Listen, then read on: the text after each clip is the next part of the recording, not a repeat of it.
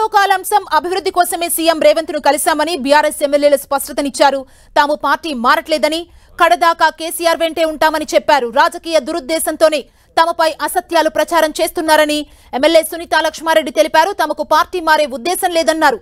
అధిష్టానం ఆదేశంతోనే ముఖ్యమంత్రిని కలిశామన్న కొత్త ప్రభాకర్ రెడ్డి అభివృద్ధి కోసం అవసరమైతే 100 సార్లైనా సీఎం ను కలుస్తామని చెప్పారు.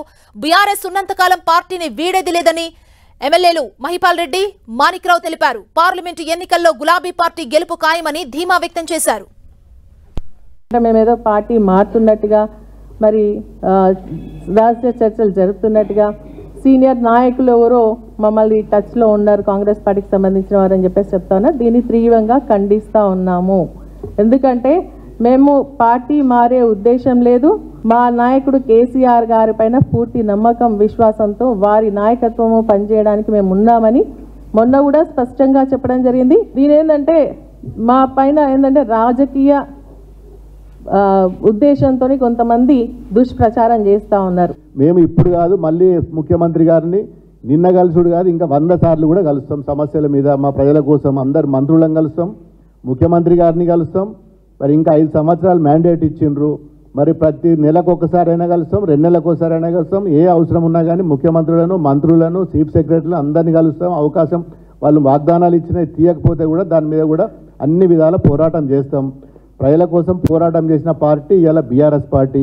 మరి మా మీద అనవసరమైన దుష్ప్రచారాలు చేస్తే మాత్రం ఊరుకునేది లేదు.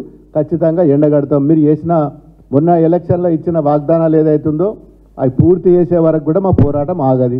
మా తెలంగాణ అభివృద్ధి కోసం మేము ఎవరినైనా కలుస్తాం, ఎక్కడికైనా పోతాం. ఇంకా 100 సార్లు అయినా మేము రేవంత్ రెడ్డిని కలుస్తాం. డెఫినెట్గా ఒక బీఆర్ఎస్ లీడర్గా, బీఆర్ఎస్ ఎమ్మెల్యేగా తప్పకుండా పోతాం, కలుస్తాం. ఈ ఒక్కరోజు కాదు, ఎవ్రీ టైం, ఎనీవేర్ తప్పకుండా కలుస్తాం. కేసీఆర్ గారు మేము హ్యాట్రిక్ ఎమ్మెల్యే కావడానికి 3 సార్లు నాకు బీఫామ్ ఇచ్చి మా మీద పూర్తి నమ్మకం, విశ్వాసం ఉంది. మాకున్నది మాకు వాళ్ళ మీద ఉన్నది కేసీఆర్ మీద. కేసీఆర్ గారు టీఆర్ఎస్ పార్టీ మేము బతికినంత కాలం టీఆర్ఎస్ పార్టీని విడేది లేదు. ప్రజలు మమ్మల్ని ఎన్నుకోబడ్డ ప్రజలు, నియోజకవర్గ ప్రజలు మినీ ఇండియాగా మారి ఉన్న పటంచ నియోజకవర్గ ప్రజల కోసం ఎక్కడికైనా పోతాం, ఏమైనా చేస్తాం, డబ్బులు తీసుకొస్తాం, అభివృద్ధి చేస్తాం. ఇంకా మా దగ్గర అభివృద్ధి పనులు టెండర్ లెవెల్ వచ్చినాయి. కొన్ని ఆల్రెడీ మున్సిపాలిటీలో ఇంచుమించు 50 కోట్ల పనులు జరుగుతున్నాయి. వాటిని కూడా మరి ఆన్గోయింగ్ వర్క్స్ కూడా ఆపడం జరిగింది. కళ్యాణ లక్ష్యం వచ్చి ఆఫీసులో ఉన్నాయి.